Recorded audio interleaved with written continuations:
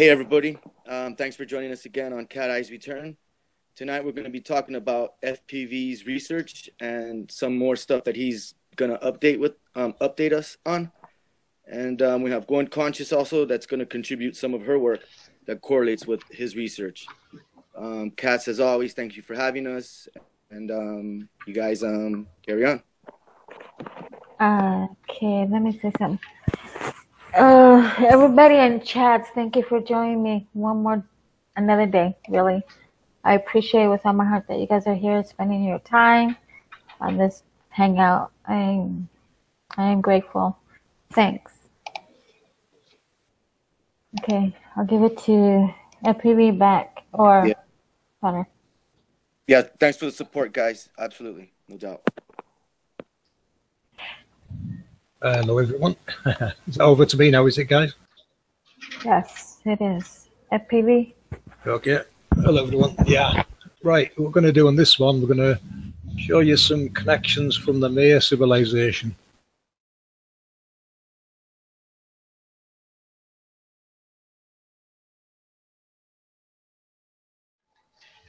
Christian scripts and from the Vedic as well. So this one's going to be about some main updates for you. So I'll just screen share this. I'll give you a little background on main stuff.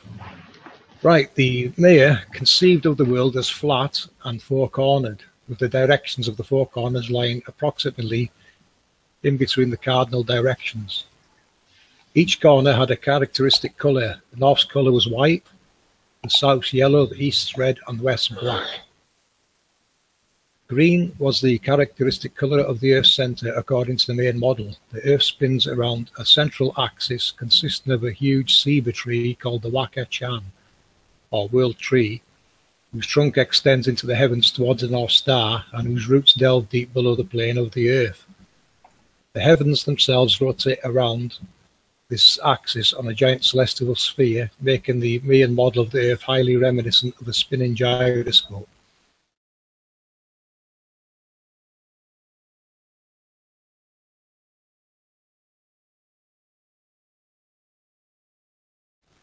The main model holds the Earth that is but one of the three coexisting universes, the upper world, the underworld, and the human or concrete world.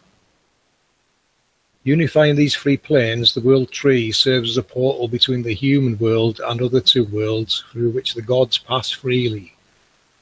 Four Bakabs, or atlases, support the plane of the Earth from below. In turn, four giant ceiba trees located at each corner of the world hold aloft the upper world, which hovers over the plane of the Earth during the daytime. Most of the benevolent gods in the main pantheon, called Axlachon-Tiku, inhabit the upper world, which the lofty branches of the world tree divide into 13 levels. So the upper world's got 13 levels, or layers. The underworld, situated below the plane of the Earth, is a grim place of darkness and decay, very similar to the Mesopotamian land of the dead. Evil gods known collectively as the Lords of Death, or Olontiku, the bearers of drought, hurricanes, and war, dwell in the 9 levels of the underworld.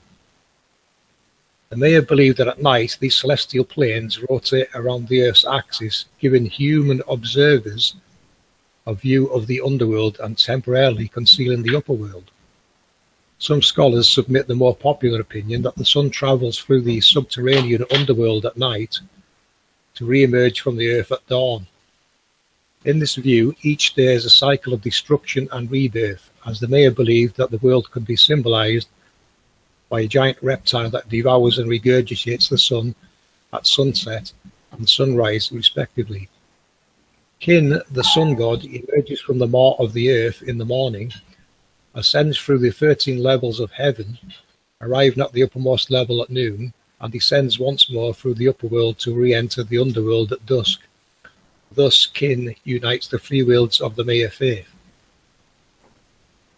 I hope you can see a little bit of correlation going on there on this underworld and upper world and different layers. I'll keep playing this clip for you to watch. and I'll show you some connections to the work we're doing with the main connection. Right, the mains have 9 primary gods, you'll notice here. In total, they do have 266 deities. Now you can see the same 9 again, linking to the work we're doing on the grid. 9 primary ones, and then you get the wives, husbands, sons and daughters, and etc., until you end up with 266 of these deities on the grid. So that's actually more than we've noticed before in other scriptures. The main one seems to hold 66 of these locations. I'll call them locations. And you can see there the correlation to the work we're doing. It's telling the same story as the Vedic and Christian teachings. Now with the Mayan, they've got 6 houses. The underworld contains 6 houses, or should I say 6 primary houses. And I'm going to show you the connection there between the Mayan and the work we've been doing, which is the underworld are called Solomon's Temple. You notice there it says there were six rooms involved. Take a look at this pyramid-shaped structure below us again and count the tiers. 6-tier pyramid. So again, some correlation of connecting dots with these 6 tiers, the pyramid, or the 6 rooms. I think they're referencing the same 6 rooms that's displayed in this image here. 6 houses, and basically they're the same 6 houses which is in this image. 6 layers below us that contain different rooms that are to do with the workings of our world. That's basically what they're telling you. Now, a little bit more about God 7. God 7, the manifestations of God 7, it's man cool. He's got different names they use for him. Each had dominion over and were identified with a cosmic dimension, and later with a cardinal direction and colour. The 7 had innate compulsion to create, so they took counsel and unanimously decided to say the word that would create the new dimension of breadth. Manifesting through the heart of heaven, breadth extended infinitely through the 4 quarters. Its Melkarn, Tepa and Kuku mats mark the cosmic centre with the 3 green stones. So what they're telling you here is between these 7 gods, or 7 angels, 7 pieces of technology, they're responsible for creating what we're seeing around us. Land mass, what's going on in the heavens, etc., etc. This is what this story is basically breaking down. So between the 7 of them, they seem to realise that if they work together, all this can be created.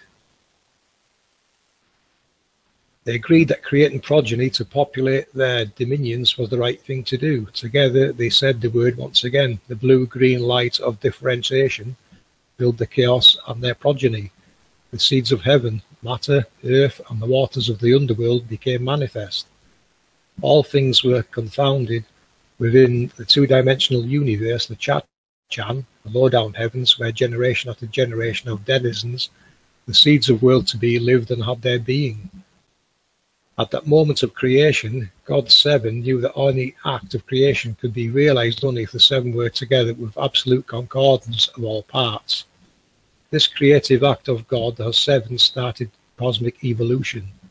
The ethereal differentiated into substances, each attracted to and attracting its opposite, merging into each other, and modifying its own essence into a duality that completely transformed its forces into something new, which balanced in its own innate characteristic. Each was akin to its own substance, the spiritual never changing its divinity, the ethereal becoming ether, the material becoming matter. The Chat-Chan was then a 2-dimensional ethereal world. Generation after generation of denizens populated the intermingled 2 worlds, who opened portals linked them in a harmonious duality, at one end with the spiritual world of the creators and at the other world with the dark waters of the underworld. So that's a little bit about the main beliefs. They what they're believing in there really is what we're kind of working on here. It's clearly talking about the same grid, the same overlays that came from Nazca Peru, the same worlds all, they're all being referenced in various scriptures, and it's all relating to this map and work we're currently doing here, wayfinding. So you've got 13 layers above Earth in what they call heaven. Now, the work we've been doing, it's layer 1, say, is the sun and moon's layer. That's the layer we've been looking at that's got these halos. And then we realized after looking at images of Venus, that of course Venus and all the other luminaries and planets and such out there, they're obviously on the same kind of halos, but just at different levels. So we've got a multi-tiered heaven, and it seems to be arranged in layers using halos. And the work, like I said, the work we're doing, I'm saying it's projected from below because the technology below is what's projecting these halos into the sky. CERN being an example, it is projection technology using electromagnetics. And this is what's creating the sun and moon's paths. And if you've seen those halo videos we've shown before, you can see the sun navigating around them. The sun and moon are clearly navigating using these halos. And if you look at the image we showed of Venus before with barium that's in the atmosphere, you can actually see what Venus really looks like and the halo that she's on. You can actually see the whole path in the sky of what these are following. Now, you've shown me before. Yeah, it's good stuff. Yeah, so correlation is that the gods of the layers, are creating the layers. The different layers are created by what they call gods, angels. Pick a name. It doesn't matter which scripture you look at.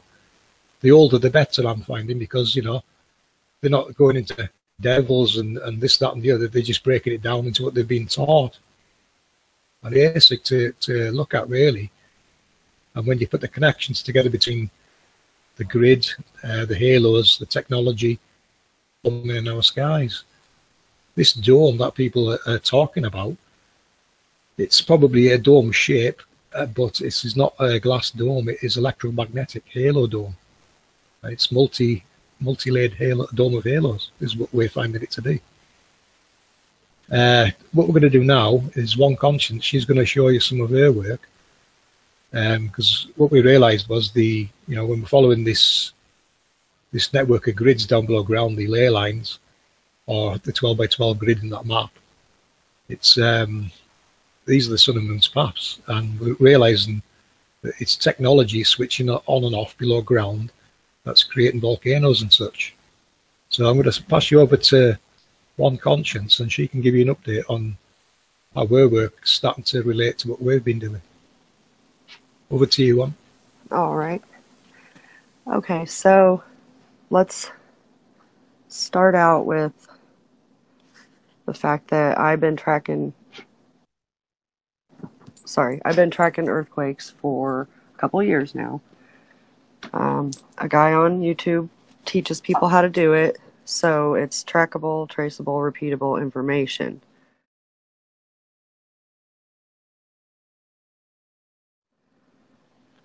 So let's start out with a basic path.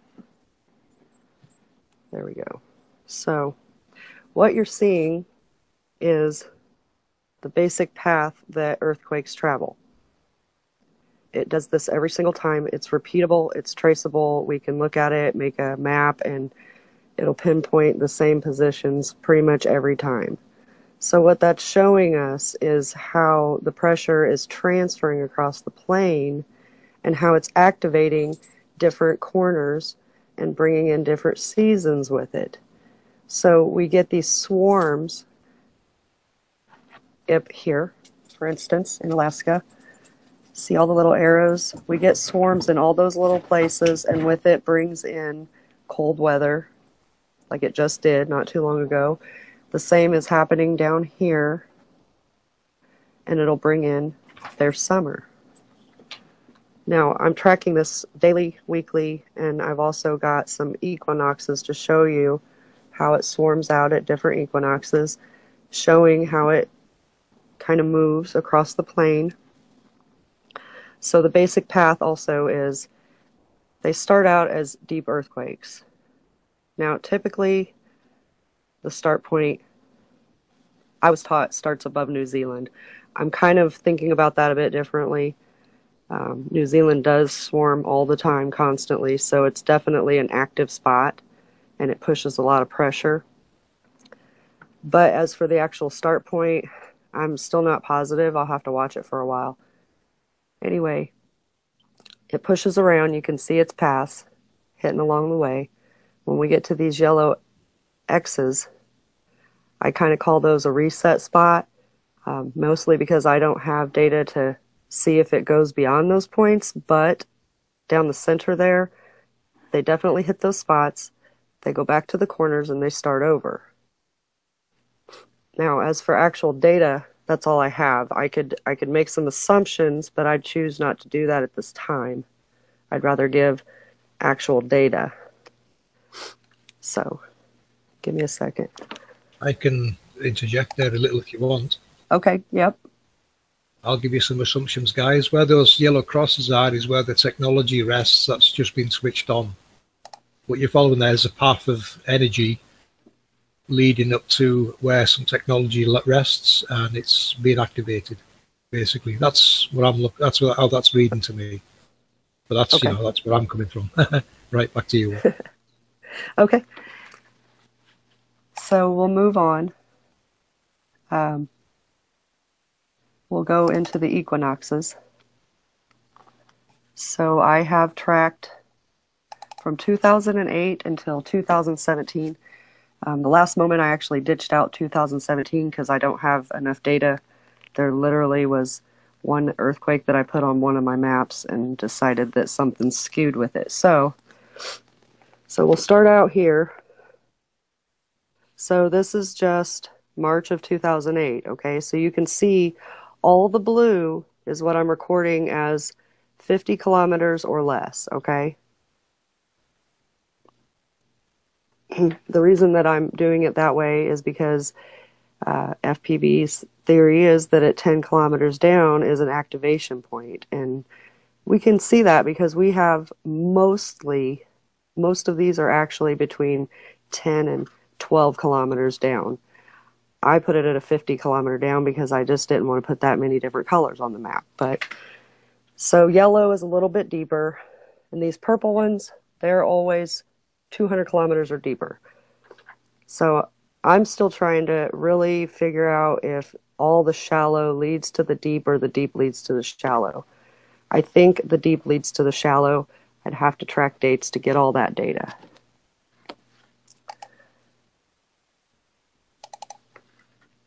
So, sorry. So anyway, moving on, there's June. The way it's saved, it was stupid. That's why I have to keep going back in and opening it.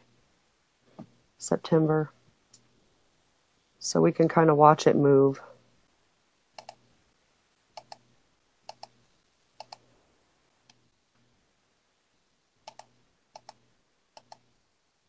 So it's transferring, okay? So I did every year the same as that. I'll make a slideshow once I get a little better at computers to show the actual true movement of it. But, hold on, I'm trying to find my weeklies. My weekly data seems to be way more accurate because I'm doing it every single day. So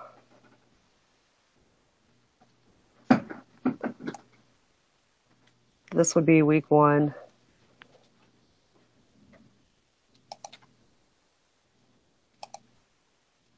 I switched maps.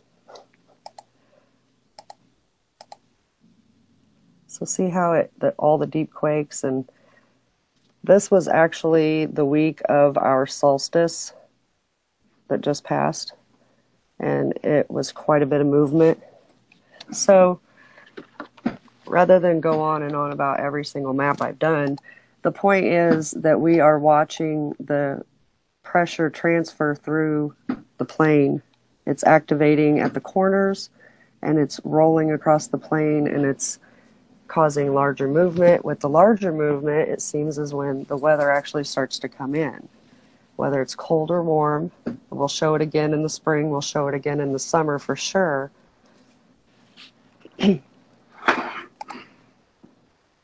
And the last thing that I was working on was the water currents that go along with everything else. So these are the water currents mapped out. I went to, I think, a weather.gov site or something and actually hand did these. So it follows the same movement. It, you can see it. The blue kind of mixes with the red down here, but it swirls at the corners. See how it kind of does these swirlies and then it kind of comes back around. Yeah. So anyway, that's really all I've been working on.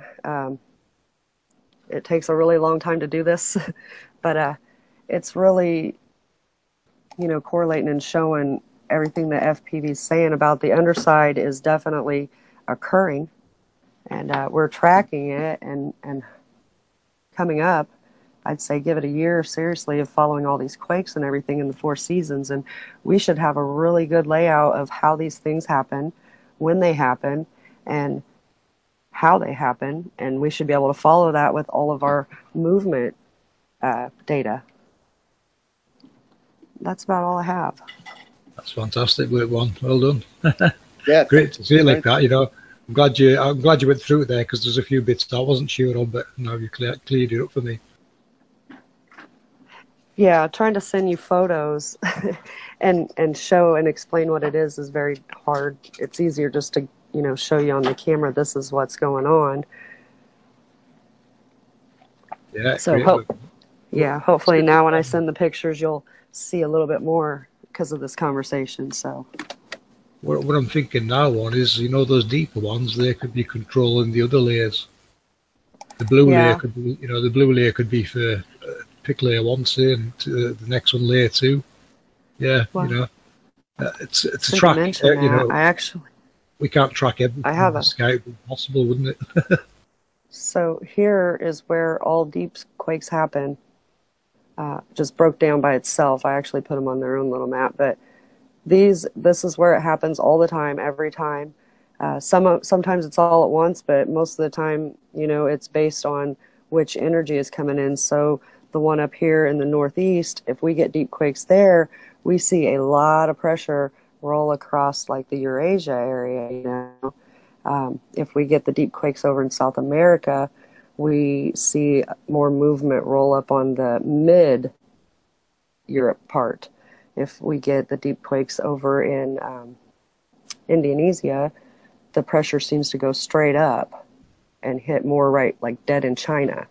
So there's a lot of trends going on that I just can't quite show at this time all the way because I just don't have the data to show it. But I'm watching it and I'm recording it, so I will coming up soon. Just takes time to get all this data. I have to actually watch it and do it every single day. Yeah, well done on that.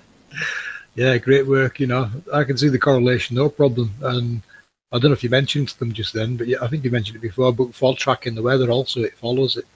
The weather starts behind it. Explain that a bit more for the people in chat, Juan. Yeah. So what happens is, like, let's just use the example of what just happened as we rolled into our North American winter. What happened was there were, as I talk, I'm going to try to open it. There were a whole lot of earthquakes. Let me pull up the right map. So there was a whole lot of activity going on. And let me open it for you. And we'll look right at this one. Like I said, isn't that great? Because the USGS has an issue with not showing all the data. They don't put it all on their sites when it comes to their old data. Now, the new data, I'm actually going to 3 different sites to gather all this information because they've split it up and made it quite difficult. So if we look up here in Alaska, So let me remind everyone that blue is our shallower, or yeah, so 10, 50 kilometers or down. Yellow is a little deeper, orange is a little deeper, red's deeper, and purple is very deep. So we see the movement up here, and this is 1 week. No, this is I think the week before the solstice, yeah. So we see all this energy up here, and it's pushing down across the United States and across Europe. See it? And at that same time, we were getting all of our winter rolling in and our very cold weather and snow. I don't know about Europe and stuff. I'm assuming that they were as well, but I know for a fact the United States was. Places in the United States that don't normally get cold were getting cold and snow. I've seen people talking on chat about how Tennessee has gotten quite a bit of cold weather, and normally that's a warmer state. Now down here, if you see South America, it has went completely, sorry, my dogs are going crazy, completely with deeper quakes. And at the same time, it was rolling in their summer. So that might have some type of correlation as well as to whether the deeper they are, it's switching the seasons for sure, because we seem to have a lot of deep energy going on, at the solstices. I'll be able to tell more when spring hits, of course. Yeah, just keeps rolling in, doesn't it, the data? And like you say, they're trying to hide the data. Yeah, the guy on YouTube that actually teaches people about how earthquakes are predictable, he's had quite a few run-ins with the USGS, and a couple of the professors there, believe it or not, they come and troll him on his page. And he calls them out all the time for not reporting certain earthquakes in certain areas, because he has a lot of viewers that tell him, this happened, we felt it, we heard it, we know it happened. And ever since he's been doing that, they've actually been hiding more and more data.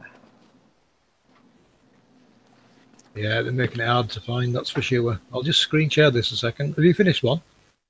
Or do you want to carry on a bit more? No, I'm done. That's about all I have. Yeah. All right, I'll share this. If you look, what you're looking at here, guys, is the map again, obviously. But if you can see my mouse, hold on a sec. I'm going to put my mouse on screen so you can see. Right, what we're showing you here in the north, east, northwest, southeast, southwest, the four corners of the 8x8 grid. These are the portals referenced in the Book of Enoch. These are the locations referenced in the Bible, the angels in the north, south, east, and west. And I think there's also things in these corners here. So this is what when we're looking at the magnetic data that Ceres is bringing in. Ceres is a bit snowed under at the moment with other work. But when he comes back, we're going to hook up with him again and get the magnetic data, and we're going to overlay the magnetic data on the equinoxes and solstices, so we can see how what's kind of switching's going on, because it'll actually pinpoint where it's coming from. Like I said on one's work, there's a cross on the screen. You see where the cross is? These are going to be pointing in key locations on this grid, and this is things switching on and off. I know down here there's volcanoes and such, but yeah, so you've got Alaska, northeast Russia, and these two locations in Antarctica where all this switching is going on, and it's it's controlling the sun and moon's path across the center of our world. Basically, we've still got a lot of the work to do on the sun and moon. We're not experts on sun and moon yet, but we do know it's coming up from the south and going where it goes, and there's these halos which are located where these small dots are helping navigate the sun around various paths to where it's supposed to be. And as the switching going on and off, this path will change. Now, at the moment, there's a possibility we have two suns. Looking at the magnetic data, it's suggesting there's a sun rises here and sets down here, and there's one rises here and sets down over here.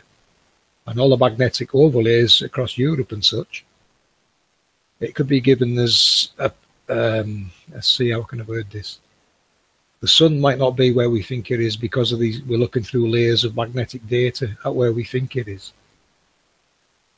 But again, I'm going back to the projections from down below. These halos you see here, they're in the sky. We physically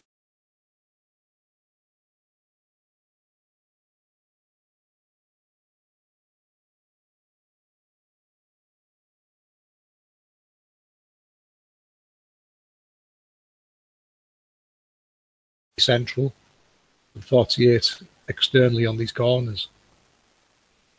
So, but we know there's more than that. You know, the main gods list 266, and we do know there's ones in between these areas that aren't marked on the grid. So there could be more Nazca lines that show where the rest are. I'm not sure yet. I was going to ask about the man-made CERN, the CERN devices that are throughout the world. Yeah. Well, the CERN devices. Oh, go on. We've got a question, yeah. Well, I was going to ask if you had seen any activity in the Switzerland area that has the CERN, the massive one there. Was there any sort of peculiar activity of any kind? If there is, it'll show him one's data, and I don't know if it's recording the depth correctly, but they'll be a lot shallower than these older ones. I think the one in Europe, I'm trying to think now how far down they've buried it. You know, it's not on the surface, it's below ground. I'm just not sure of the depth. It's not going to be, it's not going to be 10 kilometers. It's going to be a lot shallower than that. All the modern ones will be at a shallow depth. If one picks up data from shallow depth, there's a good chance it's a modern reverse engineered CERN type unit. Funny you say that. You can call them angels, CERN units, gods, whatever you want to call them. You know, that name changes over time and with different civilizations, but it's the same technology doing the same job over and over. Carry on, man. Right down at the very southern dot right there on the map in Australia, there are always a 0 kilometer that hits right there. And some of these blue ones are actually zeros. Most of them are around the 10 to 12 kilometer range, but there are some zeros mixed in there, which I always thought was kind of weird. I didn't understand it because I'm like, but that would be right on the surface almost. Is that on that node there? Is it that one right there? It's yeah, that one right there. That's where a zero will always hit every time there is it's a zero. That's probably where Ayers Rock is. So, you know, whatever's there might actually be shallow. Might be just below Ayers Rock. Right. Yeah. So, yeah, that's interesting. Mm-hmm. It might not be modern. They've just hid it under a large rock. Right.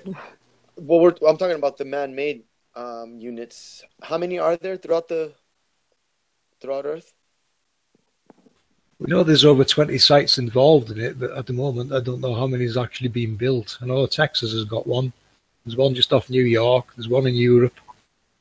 There looks like there's work going on one of the Australian coasts that looks kind of suspicious. I'm keeping an eye on that. I'm not sure what they're building there yet. But I do know also in Australia there is a location where we've seen the sun jump across the sky. So it suggests to me there's an angel down there, and they're possibly trying to make a modern CERN unit to replace the one that's down. Because I'll go back to what I've been saying before. I think NASA's real role is maintenance and upgrading and reversing of this technology. And if this one's down, they're going to repair it or replace it with a more modern equivalent. I don't know if the other ones are playing a part in this grid, or is there some other sinister purpose behind their builds? But they're definitely not telling you what they are. They're saying the particle accelerators. Technically, they're not lying, because this technology does create it creates matter.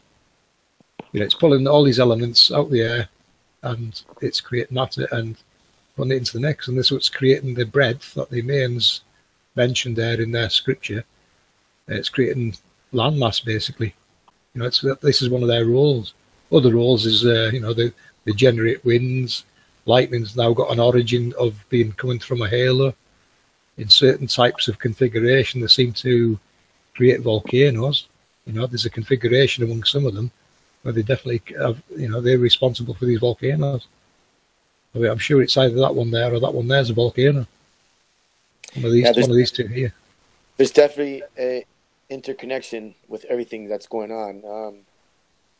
It's making more sense. The more I look into this, it's just adding up real nice. Yeah, if there was nothing there, I wouldn't be wasting my time with this. I wouldn't. But I've been looking for months and months, and the picture's just getting clearer and clearer all the time now.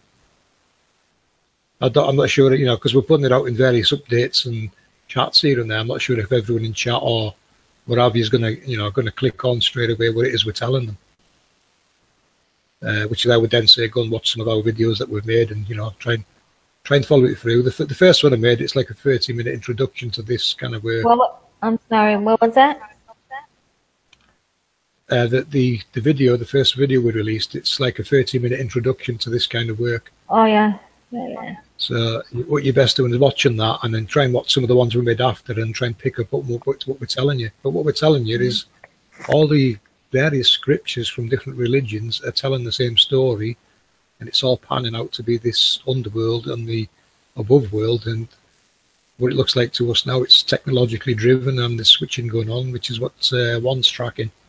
Yeah. This earthquake pressure and data is this technology in operation. How long is it for the first? Do you remember?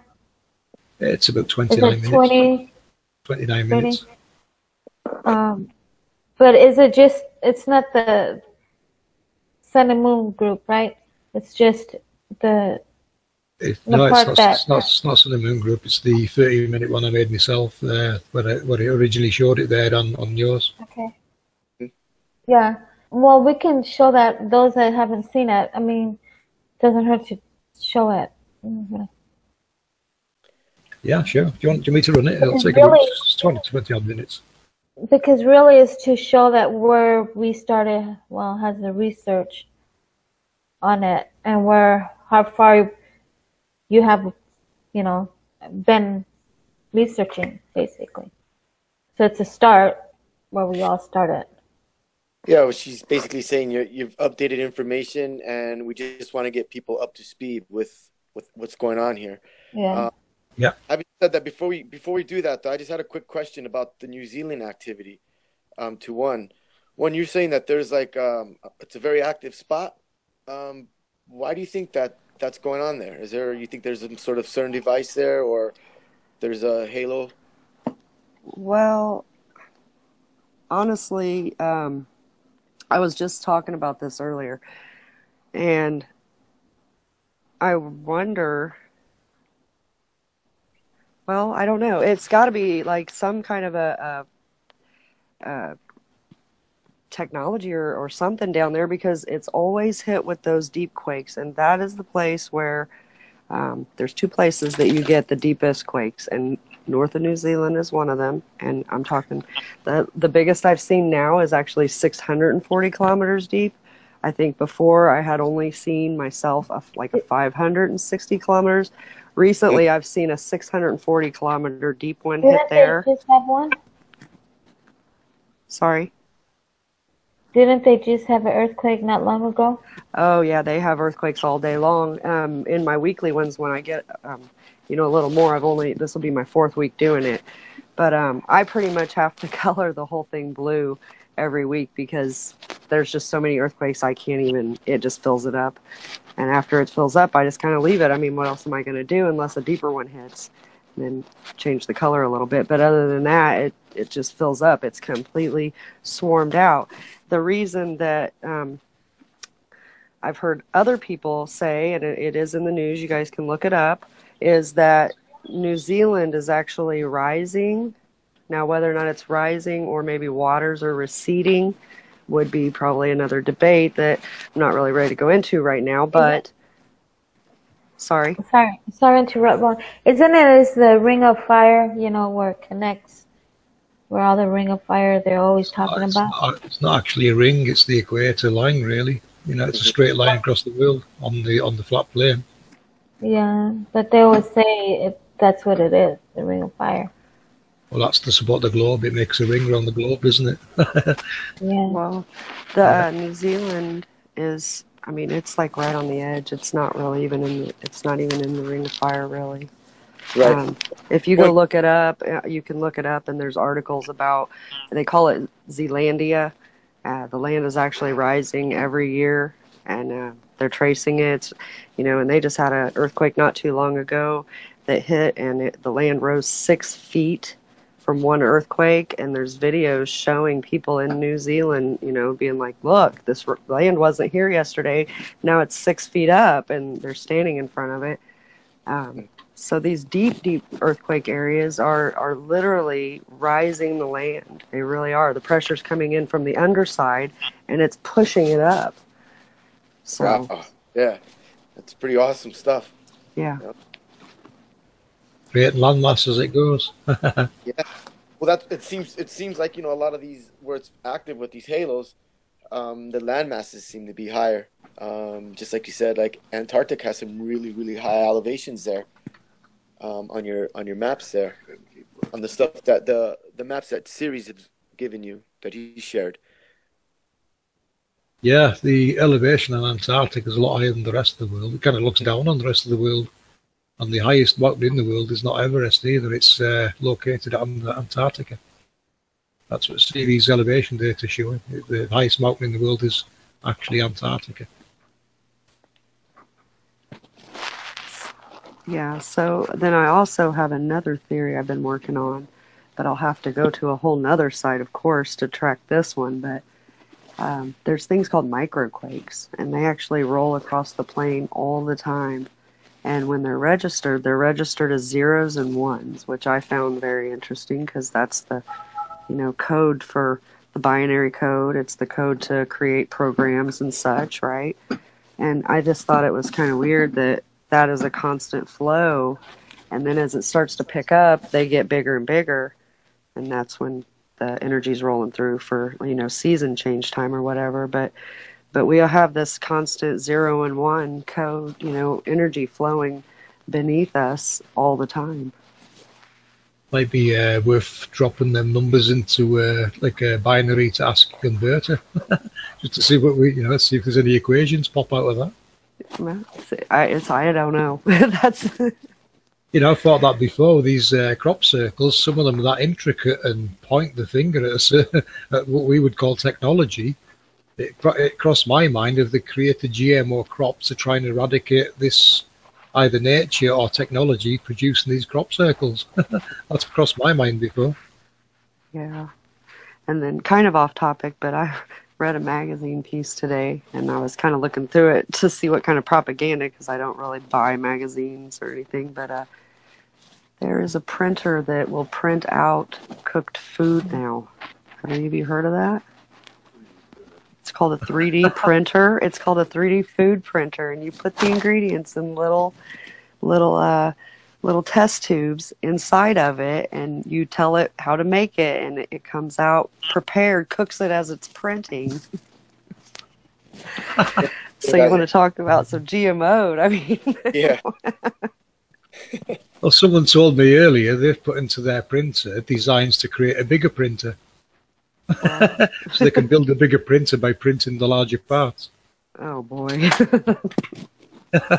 could print the 3D car soon. Yeah, well, that blew my mind. I was sorry. Crazy, isn't it? Where's it leading to this technology? Yeah, I know. Next thing you know, you'll be printing out your girlfriend. If not already. Yeah. Hey, jumping back to the research anyway. Any questions from you guys on the panel or people in the chat on the main presentation or anything where one's been going through there? It's probably a lot to absorb one's data, but if you've been following... I have a quick question regarding the world tree. You think that might be the tree that was talked about in ancient times, the tree of life, the tree that's at the center of the flat Earth? Right. The tree starts at 0.0 and it's the grid, it's the electricity. The 4 rivers are actually the 4 cardinal directions of energy, as far as I can see now. It's relating to technology, and the tree of life is this electrical energy. And it spreads out from 0.0. 0.0 being the creator of it, which, I think we missed the last one, but Santos identified it as Brahma, the creator. So whatever this technology at the heart of the machine is, it's called Brahma. Or pick a religion. That name will change with different religions, I guess. Right, yeah. That's the Garden of Eden at 0.0. Yeah, I've heard him say that before. Yep. Yeah, when you look through some of the scriptures, there's a lot of them put the the Garden of Eden at 0 point 0 at the centre of the world, when, well, you know, the North Pole, or what people's putting Mount Meru as the centre of the world, it's not correct. It's where we're finding it here on this grid. So, you know, see these, I'll say again, see these maps 0 point 0, the same location as the middle of this grid, the same location as One Conscience has traced biblical scripture to. And Yep. Google Earth, you know, it's in Google Earth, they call it 0 point 0. It's all pointing at the same place. Yeah, I have another question for One Conscious about pressure changes. You were saying that the weather currents, it follows the movement with pressure changes. Is that what you were saying? Can you elaborate more on that? Yeah, I can try. That one's still kind of new for me, but because I haven't looked into it as much. Okay. I've been really wrapped up with these quakes. So let me just show you the map of water. And what this is not weather. This is actually the water currents. I started on the weather and I really got wrapped up with these earthquakes. But anyway, so this is just transferred by my hand from the National Weather. I don't remember which site I went to, but it was one of those where they have the live feeds and the water, you know, flow and stuff. But so what you see is where it's swirling here. Let me find my pencil. So I think the site is called NOAA. It's an acronym. I could be wrong though, but carry on. yeah. So right here where it swirls, see that? These are spots these are like our termination points. So we also have one here at our 0.0. It goes perfectly around it. It also starts the flow. You know, we have these really perfect spots, and they're the places that are getting hit all the time with these earthquakes. You know, right here, the pressure seems to go in several different directions. That's how the earthquake pressure goes as well. So that's what I'm trying to correlate, is that these water flows also follow this energy flow, these paths. They're set paths. And, you know, storms come along, and sure, it'll switch the current and this and that. But what I want to try to correlate is when the currents do switch and they are, you know, they go into a different direction, is the flow switching at that point also. So it's kind of an ongoing project. Yeah, I've heard about that on the West Coast, where the current would go one direction and then it would change at a certain time of the year, like. And we all thought maybe it was because the Earth is a spinning ball and we're on an axis and all that mumbo jumbo, and you just kind of scratch your head and like, well, kind of makes sense, but I'm not sure. You know, same thing with the East Coast, same thing. It changes direction. I think it's the changing of the pressures. You know, the activating and deactivating. Yeah, it makes more sense when you see it that way. Yeah, that's good stuff. Yeah, thanks for. Here's the Ring of Fire, guys. See it? It's a straight line. On this map, it's a straight line. You know, it's only a ring if you make a globe, so it'll wrap around the world. But yeah, that's your ring. That's what they call the Ring of Fire. That's pretty cool. You showed that. But if you look on the map we're using, that's your east to west alignment. It looks like it's live all the time, generating heat to me. Like it's always switched on. That's that's where you're getting in warm spots. Did you guys see that video? I wish I could remember the name of the channel. They put a video up about the December 21st, well, the winter solstice lightning, and it was seen all throughout the world. There's cams that have caught it at a particular time, right at about the winter solstice, and it just like this jolt of energy was just shot throughout the whole plane, and it's recorded. Somebody put a video. I don't know how spot on it is, but it makes me think about what you guys are talking about, you know, things switching on and off and stuff like that. That's all we can translate it to, really. The technology going on and off. You can see the signaling on that mimic map when it seems to activate certain things. The question there in chat off Ginger at Cat Size Return or FPV. You've said technology or angels being at certain points. If an angel, wouldn't that make it a fallen angel? Well, thinking about the word fallen, I think you should really replace that word with buried. They've been buried below ground. It's all in the subterranean level. So fallen possibly means, not fallen, but below ground. I think you have to go back to words they used in those times. They had more meanings for words than we have now. Fallen, whatever word they translated into fallen would be translated into buried, below ground, etc., etc. You'd have to look at that particular word. But that's how I would word it. It's not fallen as such, it's buried or hidden even, Yeah, but in the Bible, it describes fallen angels, which like the angel that wanted to be stronger than our Heavenly Father, our Creator. That's why he got punished and thrown down to earth. And with his angels that followed him.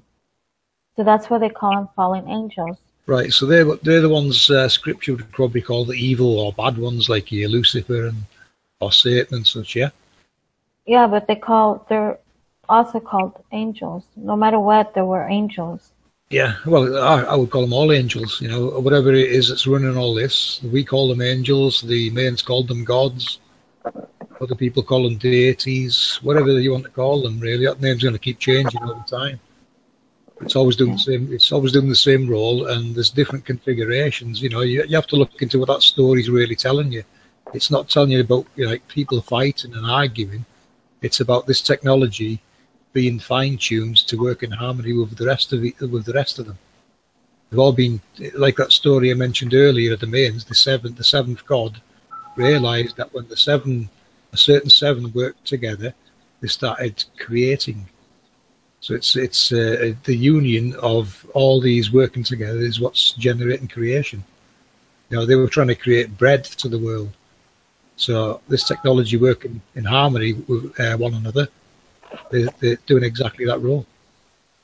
So it's translating to me as they basically were fine tuning things. They obviously named them, or I don't know what the original names are. It seems to keep changing whichever script you're looking at.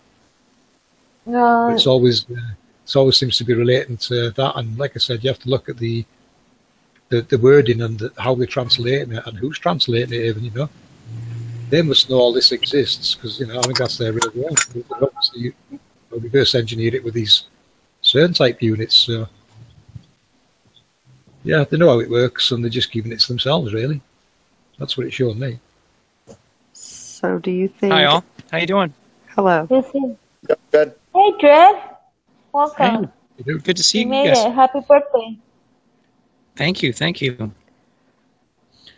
Just chilling. See, this is what it looks like. We got hit by snow pretty hard here. I'll show you what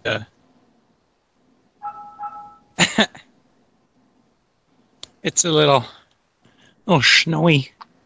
But my Mustang didn't have any snow on it, thank fuck. It was covered. Shit's melting off pretty fast, I think. But anywho, how are you guys doing? Are you keeping up Pardon? with what we're doing here, Dred, yeah? Am I sorry? Are you keeping up to date with the research we're doing, yeah? I'm trying to. I have a few questions about your map. I'm sure you've explained it half a dozen times already, but I'm still I'm still learning and figuring it out. Yeah, it's very interesting. I like what you're doing. I mean, it makes sense. But okay, so the Nazca lines, where do you think? And I don't expect an answer, but where do you think they came from? I think there were people mapping out how it worked in their time. What I'm doing here is what it's what someone's done on a larger scale. They've worked out how it works, and they've made blueprints and left them carved into the rock for future generations to discover, I guess. That's what it looks like to me, anyway. Yeah, blueprints, it's been mapped out. If you look on the seabed, you Google Earth, you'll start seeing telltale traces of certain things like that. Them lines aren't confined to Nazca. They go all around the world. It's been mapped out. So yeah, that could be a previous generation of flat earthers telling their story.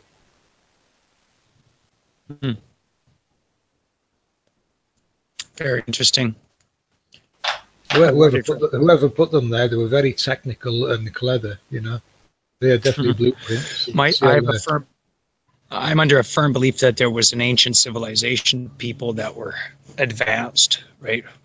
Maybe not advanced in the sense of what we term to be advanced, a different technologically advanced race of people, right?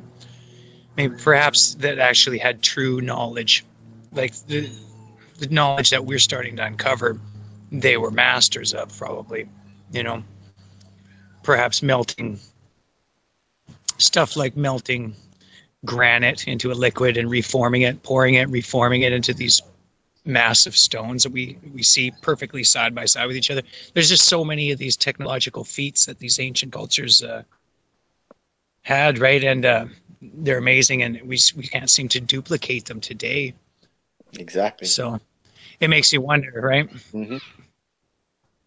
Yeah, well, I'll show you these. I don't know if you noticed them when I played it before. I'll show you these stones that the man's carved.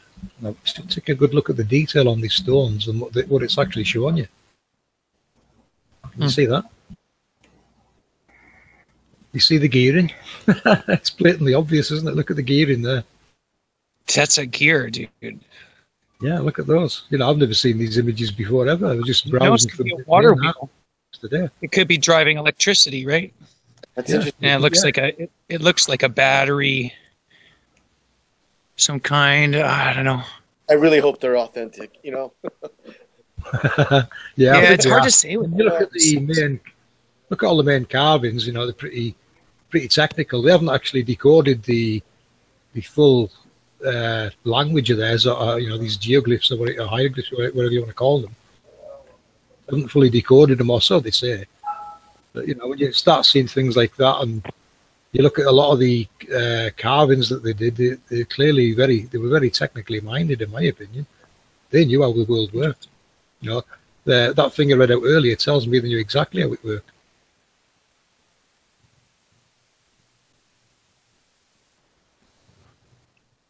Very cool.